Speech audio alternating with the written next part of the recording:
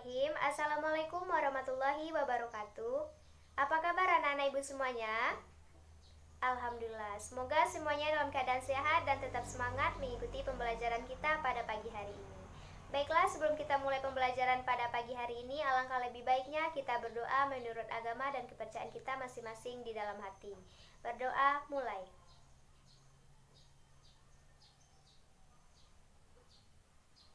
Berdoa selesai. Sebelumnya ibu akan mengambil absen terlebih dahulu. Apakah ada teman-teman yang tidak hadir pada hari ini?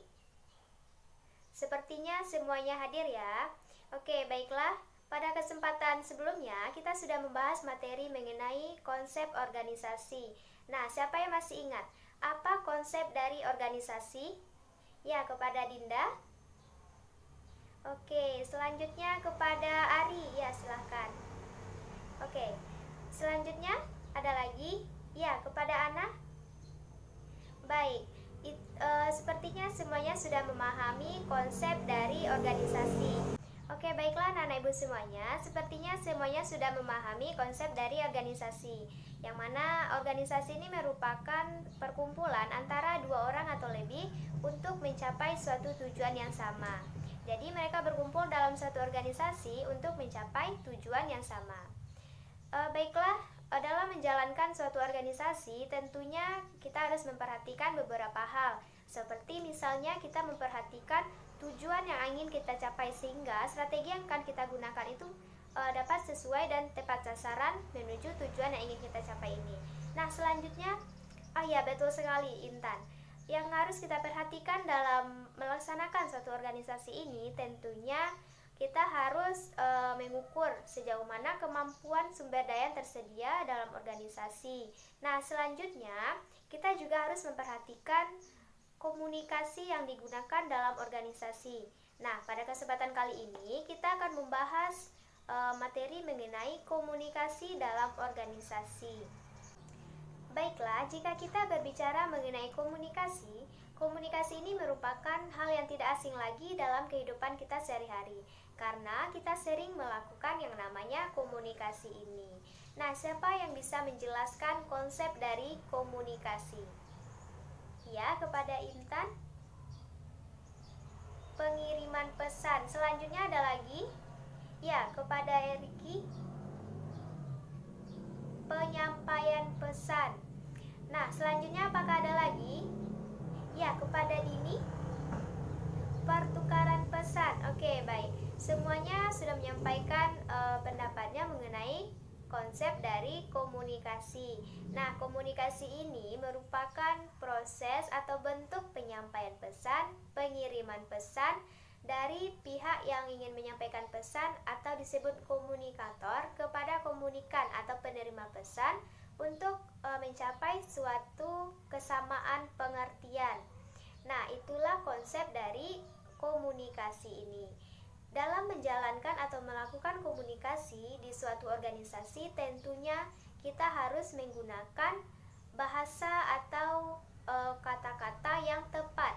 Nah, kata-kata yang tepat di sini maksudnya kita harus menggunakan bahasa yang formal, yang mudah dipahami oleh semua orang, baik itu karyawan, pimpinan, maupun pihak-pihak yang ada dalam organisasi. Nah, selain bahasa yang harus kita perhatikan, dalam melakukan komunikasi ini kita juga harus memperhatikan, iya betul sekali, kita harus saling menghargai dalam organisasi sehingga tidak terjadi kesalahpahaman atau pemicu timbulnya konflik dalam organisasi. Nah, dalam organisasi kita juga harus memberikan tanggapan atau respon atas pertanyaan atau informasi yang diberikan oleh sesama karyawan ataupun sesama pimpinan atau antara pimpinan dan bawahan. Baiklah, sekarang ibu akan bertanya kepada anak-anak ibu semuanya. Ada yang menyatakan bahwa komunikasi ini merupakan faktor pendorong atau faktor yang mendominasi dalam pencapaian tujuan organisasi.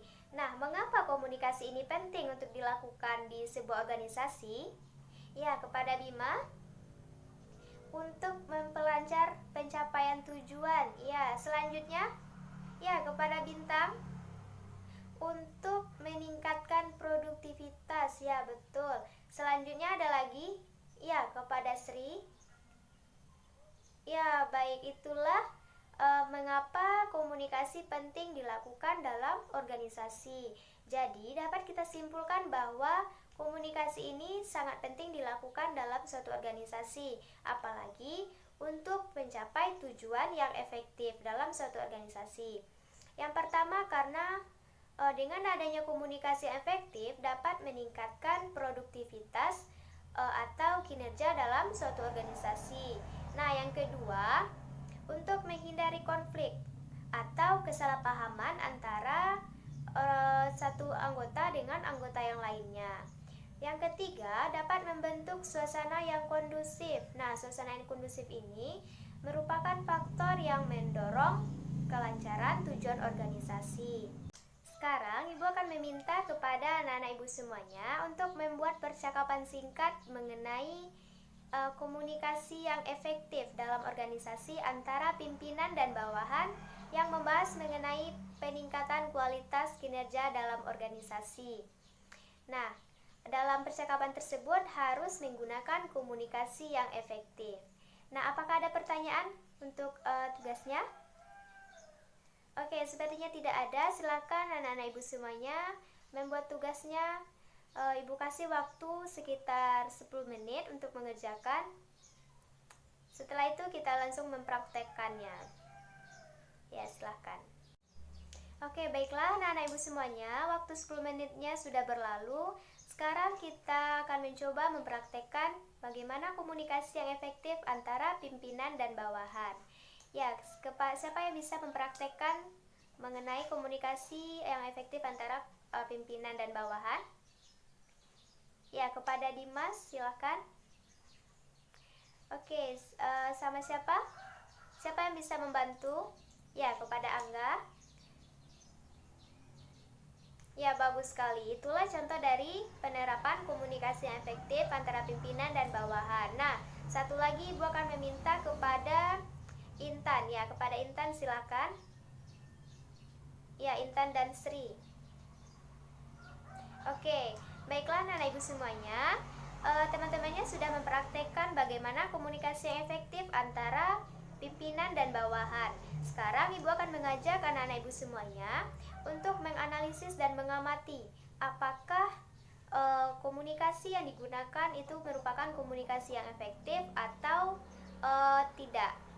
Nah, untuk melihat atau meninjau apakah itu komunikasi efektif atau tidak, maka kita harus melihat dari beberapa aspek. Ya, yang pertama, betul sekali, kita harus memperhatikan atau melihat dari aspek bahasa yang digunakan.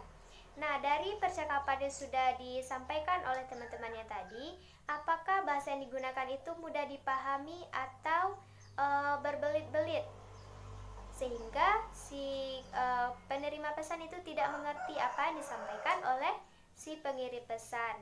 Nah, dari percakapan tadi dapat kita lihat bahwa komunikasinya itu sudah merupakan komunikasi yang formal atau menggunakan bahasa yang formal. Baiklah, selanjutnya kita lihat dari segi feedback atau tanggapan penerima pesan. Nah, tanggapan dari penerima pesan ini sangat berpengaruh terhadap proses kelancaran komunikasi yang kita lakukan.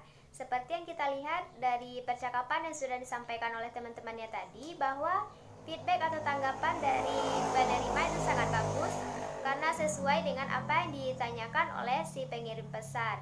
Jadi si pengirim pesan ini dapat dengan mudah memahami jawaban dari penerima pesan. Nah, selanjutnya dalam berkomunikasi kita juga harus memperhatikan gerak tubuh yang kita lakukan, karena gerak tubuh ini akan menimbulkan berbagai persepsi dari lawan bicara kita. Seperti misalnya kita dalam melakukan komunikasi harus menggunakan gerak tubuh yang tidak menimbulkan persepsi negatif dari lawan bicara kita, karena itu akan mempengaruhi gaya kita dalam melakukan komunikasi. Nah, itulah beberapa ciri-ciri atau karakteristik untuk meninjau apakah itu komunikasi yang efektif atau tidak. Baiklah anak-anak Ibu semuanya, itulah penyampaian materi kita pada kesempatan kali ini. Apakah ada yang ingin bertanya? Ya, silakan kepada Dini. Oke, baik, terima kasih kepada Dini. Dini mempertanyakan mengenai gerak tubuh yang kita gunakan dalam melakukan komunikasi di suatu organisasi. Nah, gerak tubuh yang kita gunakan ini seperti yang sudah Ibu jelaskan tadi, bahwa ini akan berpengaruh dalam melakukan komunikasi. Misalnya, kita melakukan komunikasi dengan pimpinan yang membahas mengenai peningkatan kinerja pegawai. Nah, gerak tubuh yang kita gunakan, kita harus memperhatikan kepada pimpinan apa yang disampaikannya. Jadi, jika pimpinan itu sedang berbicara dengan kita, maka kita harus memperhatikannya dengan baik. Jangan sampai pimpinan berbicara, kita mengerjakan sesuatu atau kegiatan yang lain. Itu merupakan hal yang tidak boleh dilakukan dalam melakukan komunikasi. Baiklah, selanjutnya contoh gerak tubuh yang bisa kita gunakan dalam melakukan komunikasi. Misalnya, ketika pimpinan sedang melakukan komunikasi dengan kita menjawab atau menanggapi dengan menggunakan gerak tubuh seperti mengangguk, menggeleng, atau kita berbicara secara langsung. Itu merupakan contoh gerak tubuh yang kita gunakan. Nah, itulah jawaban mengenai gerak tubuh yang bisa kita gunakan dalam berkomunikasi di suatu organisasi. Nah, apakah masih ada pertanyaan dari anak-anak Ibu semuanya? Sepertinya tidak ada. Semoga semuanya bisa memahami materi kita pada kesempatan kali ini. Baik, dapat kita simpulkan bahwa komunikasi dalam organisasi ini merupakan faktor pendorong atau faktor yang mendominasi demi kelancaran pencapaian tujuan organisasi. Karena dengan adanya komunikasi ini dapat meningkatkan kualitas atau produktivitas di suatu organisasi, serta dapat juga membentuk suasana kerja yang kondusif antara pimpinan dan bawahan atau sebaliknya. Baik, itulah penyampaian materi kita pada kesempatan kali ini mengenai komunikasi dalam organisasi. Semoga semuanya dapat bermanfaat bagi kita dan bisa diterapkan jika kita melakukan komunikasi, baik itu di lingkungan organisasi, di lingkungan sehari-hari, di rumah, di masyarakat, dan di tempat-tempat lainnya. Baik, terima kasih atas perhatiannya dan partisipasi aktif dari anak-anak Ibu semuanya. Dan mohon maaf apabila ada kesalahan dalam penyampaian materi. Selanjutnya Ibu akhiri dengan mengucapkan wassalamualaikum warahmatullahi wabarakatuh.